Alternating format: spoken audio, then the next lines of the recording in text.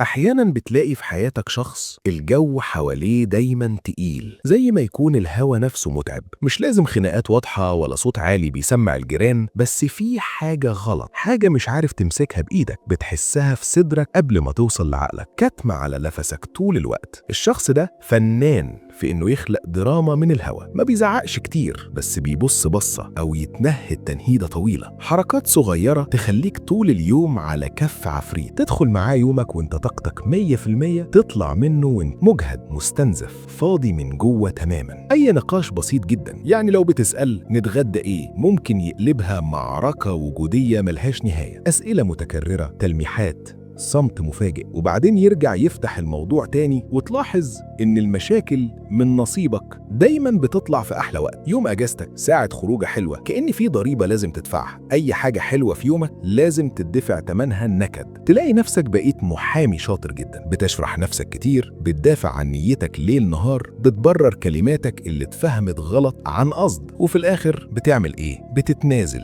مش عشان مقتنع إنك غلطان خالص، بتتنازل بس عشان الموال ده يخلص وعشان تعرف تنام. ومع الوقت الحقيقة المرة بتظهر، الشخص ده أصلا مش بيدور على حل، الحل ده آخر حاجة تهمه، هو بيدور على سيطرة، عايز يحس إنه كسر كلمتك، أو إنه الشخص اللي كلمته هي اللي بتمشي في الآخر. يستنى لحد ما تتعب، تزهق وتسكت، وساعتها بس يبتسم وياخد اللي هو عايزه، والجو يهدى فجأة، ومن بره يا سلام كل حاجة شكلها هادي وزي الفل، بس من جوه في بني آدم بيتحرق، في روح بتتمحي ملامحها بالبطيء. القصة دي مش قصة شخص نكدي وخلاص، دي قصة أسلوب اسمه الاستنزاف العاطفي، واللي بيفهم اللعبة دي بدري هو بس اللي بيعرف ينقذ نفسه. طيب وبعدين هنفضل في الساقية دي لحد ما نخلص؟ أكيد لأ. الحل مش إنك تلاقي مفتاح للشخص ده، لأن اللي عايز يستهلكك ملوش مفتاح غير استسلامك. الحل بيبدأ بكلمة واحدة: الحدود.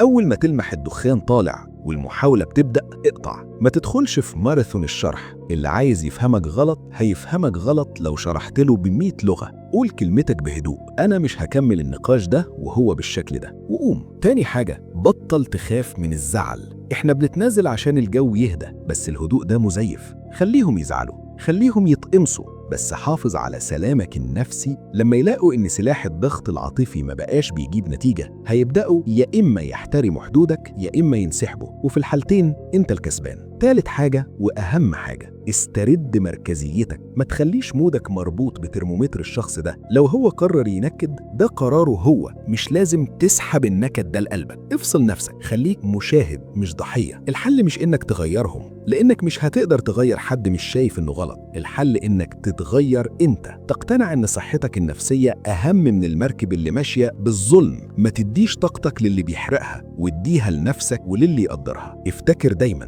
الهدوء اللي بيجي بعد ما تتهان كرامتك أو تداس مشاعرك ده مش سلام، ده استسلام. فوق لنفسك قبل ما تخلص.